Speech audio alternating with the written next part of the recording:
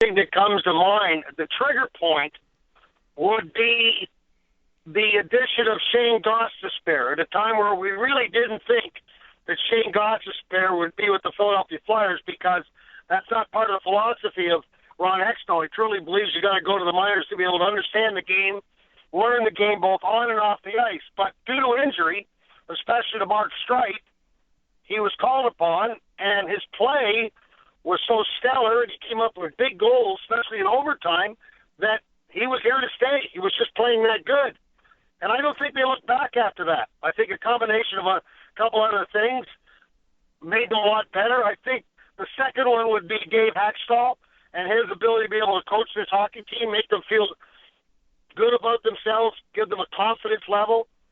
And I just think those are the two elements that really come to mind. I think having Braden Shen play better, Sean Couturier played better, Matt Reed played better. So Sam Gagner really came on. So you've got your secondary scoring playing an awful lot better under Hack. All those different combinations, I truly believe, had a lot to do with this hockey club coming together. Yeah, a lot of the things you mentioned, it's interesting, Coatsy, because a lot of them are secondary pieces. It's not Jake Voracek. It's not Claude Giroux. Those are the guys that when you talk about the Flyers the last couple of years, they were the first couple of names that would come to mind. What has their role been in this team getting there? Because it seems like the Stars have almost been, I don't want to say afterthoughts, but secondary pieces. Well, they've been part of the piece or part of the team. It still takes 20 players to be able to win a hockey game. And so when you take a look at this hockey club, it's just not like Simmons led them in goal scoring, Drew once again in points. That's not a surprise. Voracek had a tough year. And Voracek's had a tough couple of weeks. But when you look at Giroux, he's the constant. He's going to give you those numbers all the time. Simmons has been really consistent over time. But with everybody else being up there now, it's just a team effort. It's going to be the guys like Giroux and Simmons and Voracek getting the power play time.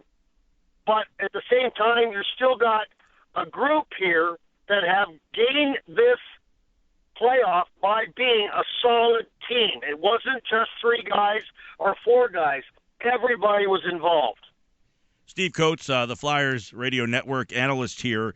Before we really dive into this series, yesterday was a very difficult day for the Flyers and all of the NHL. You've been with this organization for a long, long time, and anyone who's ever worked for the Flyers has only worked for one owner. What was your first remembrance of working with Mr. Snider and your relationship with him, if you can share with our listeners, Coatsy? Well, first of all, I came here as a player in 1973, so I was a minor league player, and I got traded to Detroit in 76, but I had met Mr. Snider at social events, and, quite honestly, when I went to work for him in 1980, I was terrified of him. I mean, because he had such a passion for winning and losing that, if you ran into him in the Spectrum in the old hallway, it was only one way to go in the Spectrum. It was a hallway that went around the building on the one side, and where the visiting and home locker rooms were. So there was nowhere to hide after a game if they lost. So I was doing my first year radio, and I'd pass him, and I'd go, oh, my goodness, I got to stay out of his way because he'd be a bright red. That's how mad he'd be if he was losing a game or had lost a game because you had to pass him. I got smart probably about 10 years later coming down from the broadcast booth. I just went right out Patterson Avenue. I wasn't even going to go into that hallway because I wasn't going to worry about it. But when you look back at it, he was a spectacular guy. And he was a man that, as much as I was terrified when I first met him, after 35 years of working for him, we were friends. He's a great guy. It was time for business. It was going to be business. Let me tell you, you never walked away and wondered what he meant. Wouldn't matter how long you worked for him or what you did for him. If he didn't like you, he was going to tell you. But on the other hand, if you won and you did a good job, you were rewarded for it too. And he was a great guy away from the rink and away from the business. He loved to have a good time. And it's just going to be a loss. I just kind of hit me even more. I just drove up here in front of the Wells Fargo Center because I have to do an event here tonight.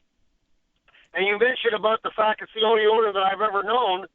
And I'm looking at the building that he built, and I'm looking at all the things that he's been involved with, and I'm realizing it now that he's never coming back here. And it's kind of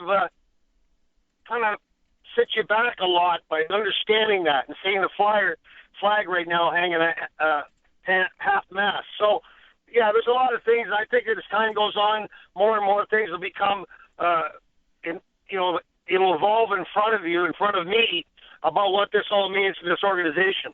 Yeah, Coatsy, it's hard to imagine a team with only one owner because the other teams in town have had some flux at the ownership position.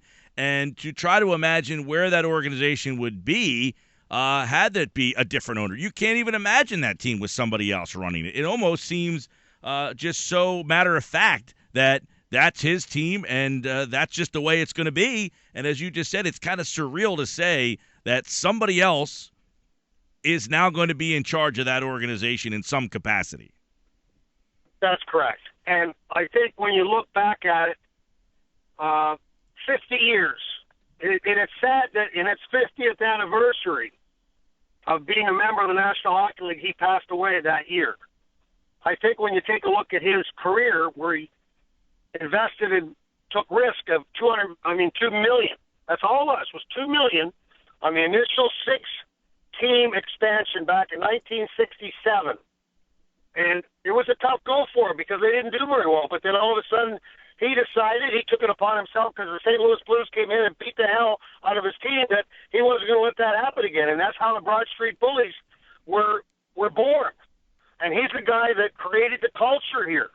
He's the guy that created what everybody was striving for when that was winning and being at the top of the heap. I'm going to give you two numbers, Michael. It's kind of interesting. Everybody says, well, yeah, Flyers haven't won a Stanley Cup since 73, 74, 74, 75. But in the time period that they've been in the National Hockey League, since 1967, there's only one team that's got a better winning percentage in the league in regular season play than the Philadelphia Flyers. That's the Montreal Canadiens. There's only one team that's been to more Stanley Cup finals in that time period, except for the Philadelphia Flyers, and that's the Montreal Canadiens. That tells you that they've been pretty darn good over that time period, and they were always on the edge of winning. And so that's what he did and what he brought to the table with this hockey club. Coach, Coachy, I'm still amazed it took you 10 years to find a different way to avoid him. I just threw that out. Actually, it was probably 5 years. It was probably 5 years. It was, I tell you how, if I could just tell you a quick story to tell you about the sense of humor he had as an owner. When you're talking about an owner that, like, around the game, man, he took it seriously. And, but we were in Buffalo. We always wanted to look after everybody. He was a team guy. He always liked to have the guys around him. So during the playoffs, Michael, we always had, and still to this day, you have a, not as much the big group anymore. It's a smaller group. But it used to be that the coaches and the broadcasters and some of the scouts who were in town, we would go and we'd watch the Western Conference the night that the Eastern Conference was off as far as the playoffs were concerned. So we were playing in Buffalo. And we're playing the Sabres the next night. So the night before we're going to go watch in a bar and restaurant and watch the Western Conference playoffs. And Mr. Snider happened to be with us. He didn't come with us a heck of a lot in those days. So he goes, well, listen, there's a 5-star restaurant here. We'll go in the 5-star restaurant. And Clarky says, we're not going to any 5-star restaurant to watch a hockey game. We're going to go in the restaurant there in the bar. It's a sports bar. We'll watch the game. And he goes, no, we're going to go in here. He says, no, we're going to go. So Mr. Snider was not going to get one up. He said, the heck with you. And he brought the 5-star restaurant into the sports restaurant. All the guys with the tuxedos, got the linens out, got the finest wines in this sports bar. So we eat, we have a great time. I didn't want to tell you how much the meal cost. It was astronomical, I bet. There was 14 of us. So all of a sudden, Mr. Snider got up and left, and the guy came in, the maitre d', said, how was everything here? And I said, everything was spectacular, but I have to ask you a question. Who paid for this? He goes, what do you mean, who paid for this? I said, well, who paid for this whole thing? He said, well, the guy that's with the, please, I said, please don't tell me the guy with his hair combed back, the gray hair. He goes, well, yeah. I said, tell me he didn't tell you he was the owner.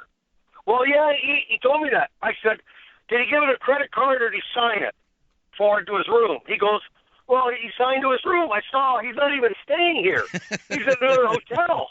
And I said, that guy, he's our bus driver. He's doing this all the time. Well, this guy's jaw dropped, absolutely dropped. And I didn't think Mr. Snider was going to come back, and I thought we could milk the joke for a little bit. Once you know, Mr. Snider walks right through the door, and he looks, and this guy goes firing over to him. And he's pointing at me. And Mr. Snider comes over, and he goes, did you tell this guy I was the bus driver? I said, yes, I did. And I told him you were the best one in the league. And he loved it. Oh, he couldn't stop laughing.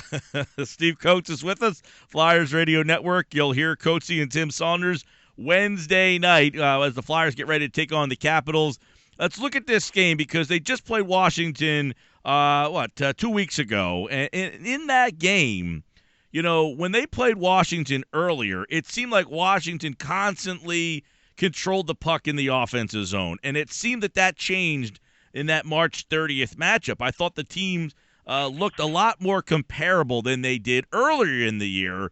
Have the Flyers, I don't want to say, got up to the level of them, but have they made that much of an improvement where they were able to go toe-to-toe? Because in that game, they looked like they were every bit as ready to go toe-to-toe for a 7-game series with Washington. So have they made that much of an improvement where you noticed a significant difference from their other, and they beat Washington once earlier. They still didn't look nearly as sufficient as they did on March 30th.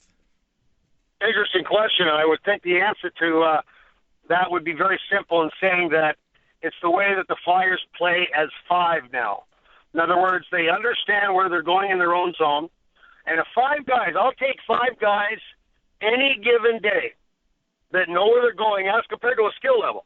I mean, honestly, a skill level has a lot to do with it. But 5 guys knowing where they're going and with the intent of playing strong defense can beat a lot of teams that are a lot more skilled. Because the 5, if they have a technique and a knowledge of where they're going, they can shut teams down. Now, you're not going to shut the Washington Capitals down. That's just not going to happen. They got a guy that happens to shoot the puck more than anybody in the National Hockey League, Ovechkin. Can you get in his way? Yeah. Can you cut down on it? Well, you can try. Because he's a bull, he can fire the puck as good as anybody, especially at the top of the circle from the right side of the goalie on the power play. Then, just when you get past having him, you got Backstrom in the middle, one of the best playmakers in the National Hockey League. They've had TJ Oshie on that right side. You got Justin Williams, who this is his time. He loves the playoffs, former Conn Smythe Trophy winner. He's won a Stanley Cup 3 times now. And when you take a look at him, he brings a lot of veteran leadership to the hockey club. But the guy that you really got to watch, everybody talks about Ovechkin, you got to talk about Kuznetsov because he is so good with the puck. He can play keep away with it all the time. He is scary good. So he has taken over as the leader, points-wise, of the Washington Capitals. So when you take a look at the skill level at the front end, this is a very, very, very talented hockey club. Yeah, and one question, when you talk about the Flyers in a playoff series, it always seems like we're talking about Couturier, and a lot of times it seems like Malkin, and then he's matched up against someone. Is that going to be a storyline of this series? Will we see a lot of Couturier matched up with Ovechkin? Well, it's really hard because Ovechkin plays the wing. I would think that it would be, if you're going to do it at home, you try to go between Backstrom and Kuznetsov, center to center with Couturier being involved with it. Obviously, you'd look at that line, those 2 lines you'd match up. I think that when you take a look at the way that Dave Haxtell coaches, especially on the road, he doesn't like messing around with trying to match lines because it really takes the rhythm out of your hockey team.